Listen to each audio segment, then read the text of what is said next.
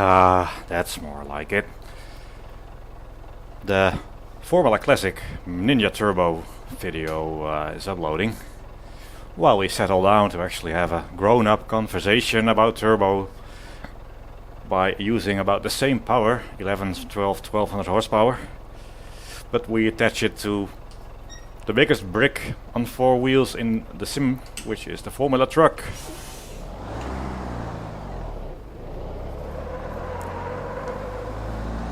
Oh, that's so much better.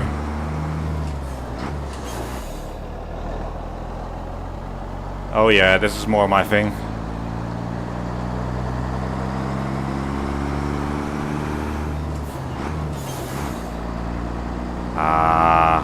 Well, don't know about you, I'm just gonna drive and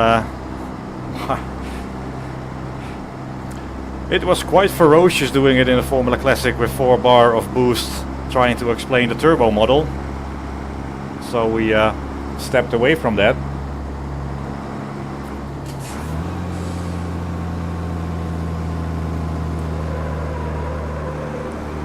The Formula truck, however, is also quite heavily turbocharged, and it's one of those cars, I think, in the sim that will benefit the most from a turbo model, because the more, I mean, let's say you have an engine with a small turbo, its mainly engine is a little bit of turbo, right? And historic Formula 1 in qualifying mode, it's this much is the turbo and this much is the engine. And with the Formula truck it's about the same, so the engine has like 700 Newton meter of torque, but with 4 bar of boost you get about 3500. So if the turbo ain't working, the truck ain't working basically. And what felt wrong with this, and we knew this of course, but you have to make a compromise, is just how quickly the engine would rev up and down and the instant torque. So this would give me torque, right? And now it all comes. It's certainly there, but not instantly.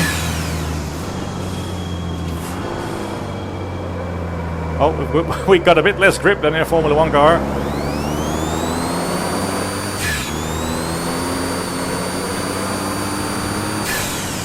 This is the biggest turbo on the planet, so it takes a long time.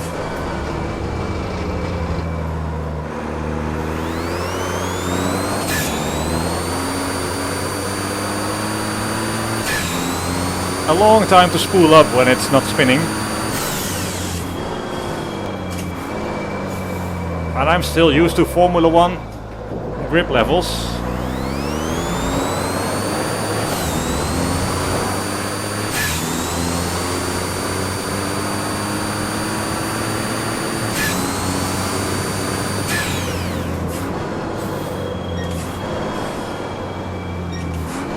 Let's take it easy at first. Very loud blow-off valve sound here, as always. Sound is, in these early videos, quite work in progress.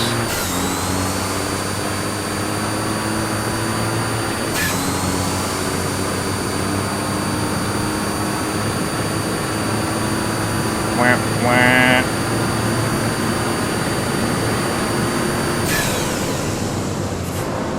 Did I leave it too late?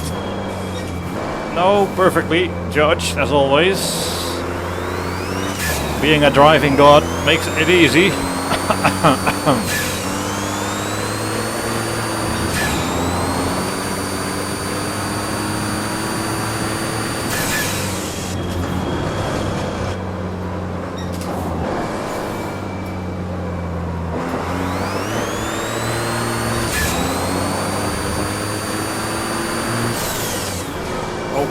Slow it down, slow it down, slow it down.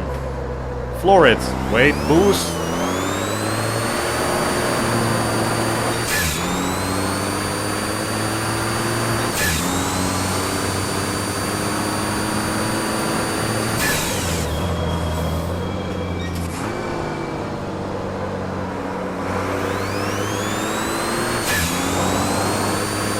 So the turbo in this, I keep saying car, but it's a truck, brings the behavior much closer to the real thing, where it's not about that doing that doesn't do anything.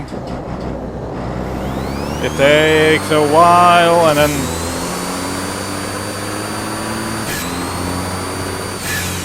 so in a way power application is much smoother than when it's directly proportional to your throttle position.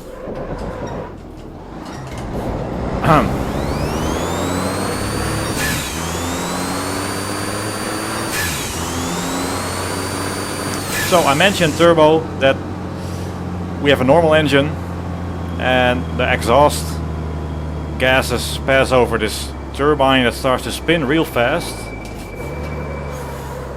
And then there's a little shaft, and on the other side there's like a propeller pushing air into the engine again.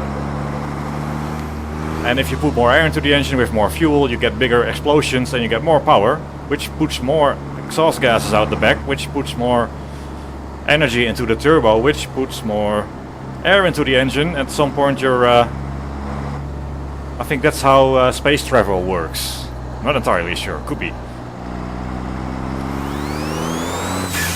The problem, one of the problems with a turbo is that you get like a huge amount of flow through the exhaust and the turbo is spinning super fast, but then if I shut the throttle shut, you hear that, that's the blow-off valve, because the turbo is spinning like mad and it tries to force a lot of air into the engine, but I've closed the throttle. So normally the air comes in, the throttle is open, and I close the throttle. The air bumps into the throttle plate, cannot get into the engine, and creates a big pressure here before it can get into the engine. And that presses back into the turbo. You can hear that on some cars that don't have a blow-off valve. You get that choo-choo-choo, that sound, which we also have modeled, by the way. So we can take away the blow-off valve and get that sort of sound. So all we need is a Group B license, and we're done with a nice Audi choo-chooing along all the way. But this blow-off valve sort of gets rid of the extra pressure that builds up, and the throttle is closed. A lot of air tries to go into the engine, it cannot escape, and then the valve opens and that air flows out. So that's when you lift off suddenly, it's actually the flow of air escaping through a little valve in before the intake of the engine. And one of the features it has, if you have a lot of back pressure there without a blow-off valve, the only way it can go, it's the throttle plate, which is like a fixed metal plate that doesn't do anything, and on the other side you have that propeller, let's call it a propeller, trying to blow air into the engine again. With a lot of pressure, it sort of tries to stop that turbo from spinning. Now typically a turbo will stop spinning relatively fast, but if you have a lot of pressure there without a blow-off valve, the turbo will lose speed a bit quicker than when you do have a turbo blow-off valve. So during upshifts, for example, with a blow-off valve, your turbo might keep spinning at a fair old rate, and you might be on boost in the next gear a bit quicker than without a blow-off valve. Although in some applications they deemed it unnecessary, like the Audi Group B, for example, and I wouldn't claim to know enough about engines or turbo technology to know their reasons. But we have that modeled, and all that flow and friction onto the back pressure on the turbo. And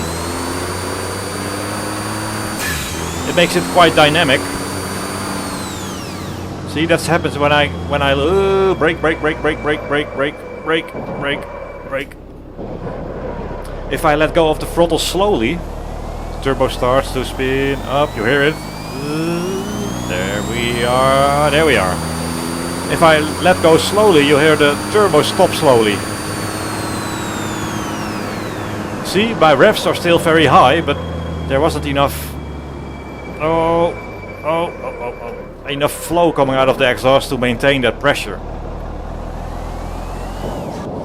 So in this truck it starts at low revs, because now your turbo is already starting. There we are. So lift off quickly. Choo!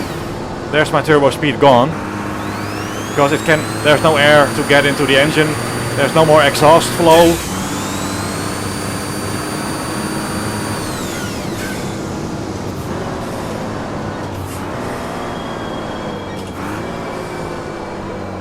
It's what I'm trying to say badly is it's quite dynamic, and now it's by no means the most complicated model, and as always we are making simplifications, but we try to get like what's the main thing about a turbo is that there is more power, more fuel use, more engine heat. But that power has nothing to do with your throttle position or RPM at that moment. It depends on what the turbo is doing.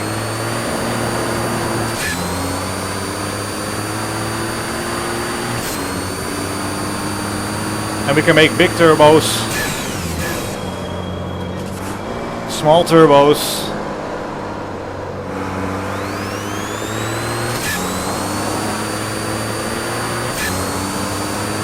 variable pressure turbos as well.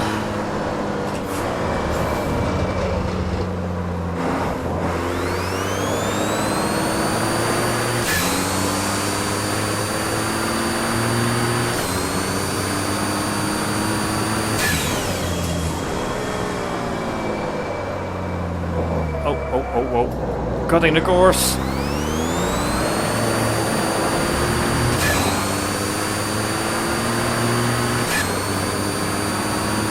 I might be shifting a little quicker than you would be able to do in a truck.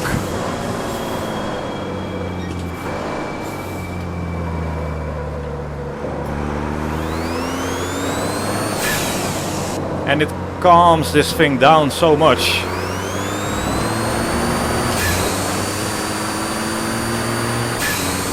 Before we were forced to sort of take a compromise of engine torque. But it kind of made it feel too much like a go-kart, an instant throttle response, and it's just a big heavy thing with a big heavy turbo. It's not like that.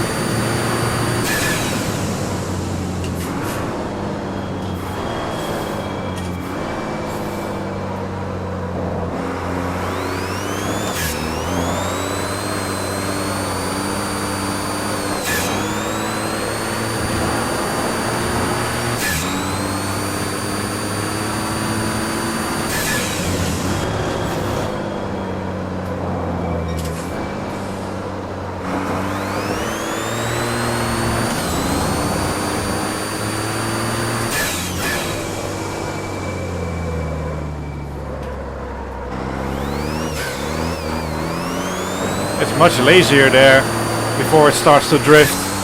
Otherwise it just felt so wrong. In fact, let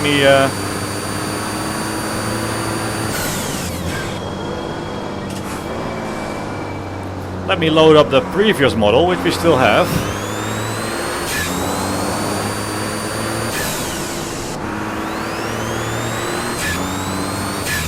That's probably a good idea. So let me sort of pump it here. Not much happens, right, in third gear. Let's see what happens if we load. Let's see what I got. 25 degrees, 100%. Okay, I can remember that. The only problem is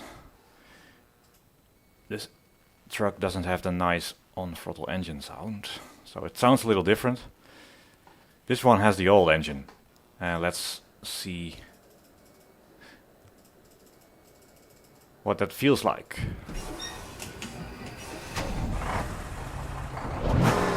Like that boom, that instant revving.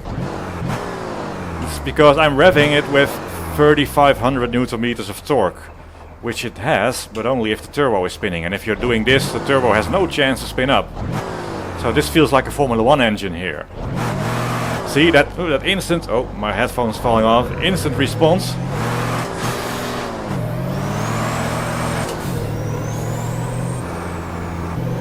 Yeah, it's so different. Like, just let me, if I have the instant I floor it, I got the torque.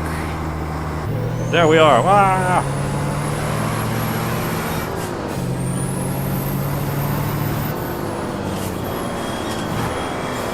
So these turbo sounds are faked, baked into the transmission and gear shift sound.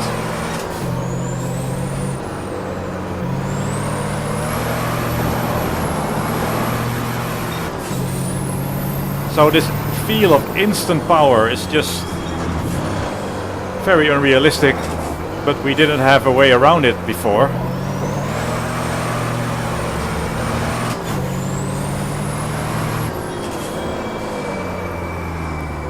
See, if the instant I floor it, I'll get oversteer. And that's just so different.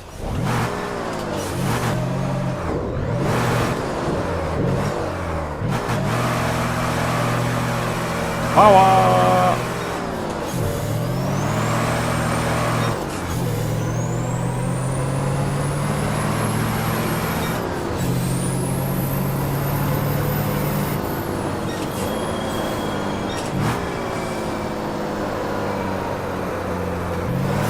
Instant response.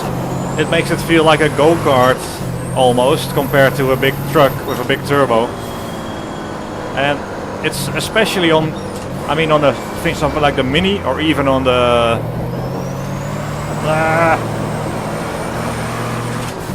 Mitsubishi Lancer Cup. They have relatively small turbos, so they don't dominate the handling that much. But on the Formula truck, it's the best example of how not having a turbo model before hampered us in the realism and in the realism of these vehicles, which were just way too responsive and a compromise, really. So let's quickly go back to the real thing for a few more minutes.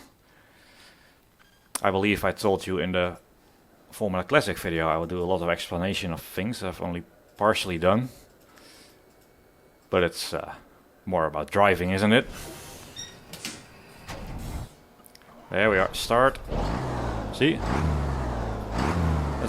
It revs. I mean, we hit the rev limiter instantly with the other engine.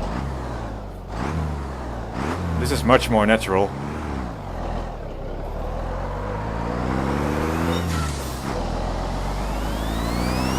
Oh yeah. It's all there. It's all there. Just takes a while.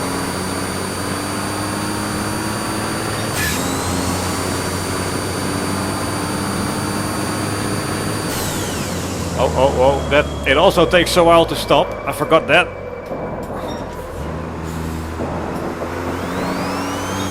One of the things that annoys me quite a bit, if the driving style of some people with these trucks was like that mid-corner.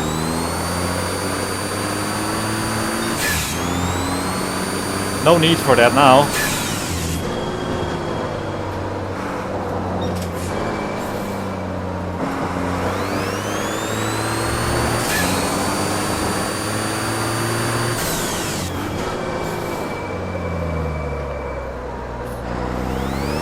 See, it takes, like, when I floor it, it takes a second or so before I get that response and I get that oversteer.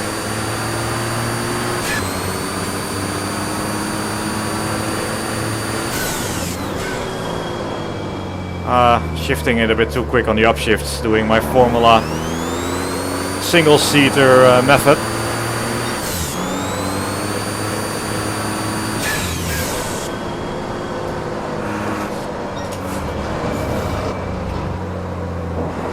.900 degrees mapped on the steering wheel, so plenty of steering lock to apply.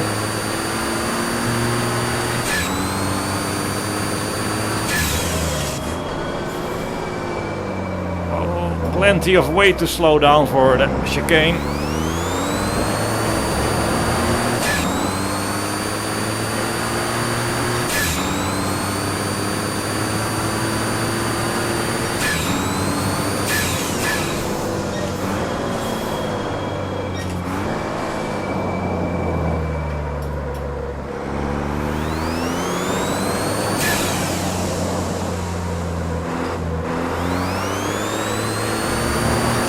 Pumping the throttle there to fix understeer, just it won't do a lot.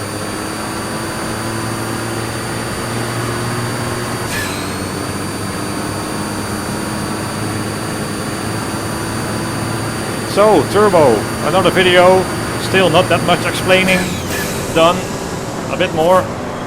Oh, it's better, it's more, it's better. It's a big step forward for the cars that use turbo. And don't worry, you can still drift it.